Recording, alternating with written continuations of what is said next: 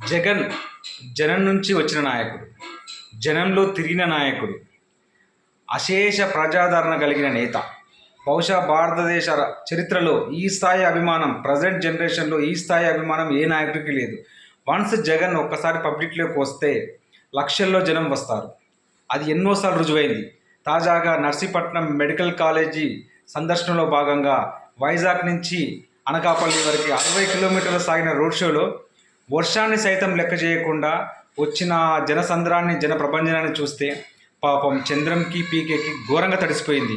ముఖ్యంగా ఎల్లో మీడియాకి అయితే వాళ్ళకు అసలుకు తడిసిపోవడం మామూలు తడిసిపోలేదు. ప్రతిరోజు డిబేట్లలో అదే చర్చ. ఇక ఎలా విషయం కక్కుదామనే ప్రచారాన్ని స్టార్ట్ చేసారు. అంటే వీళ్ళకి జగన్మోహన్ రెడ్డిని చూస్తే మామూలు వణుకు కాదు. అందుకే గుంపులుగా పొత్తులుగా 3 పార్టీలతో కలిసి వస్తారు తప్పిస్తే సింగిల్గా ఓడించలేంత దమ్ము వీళ్ళకి లేదు.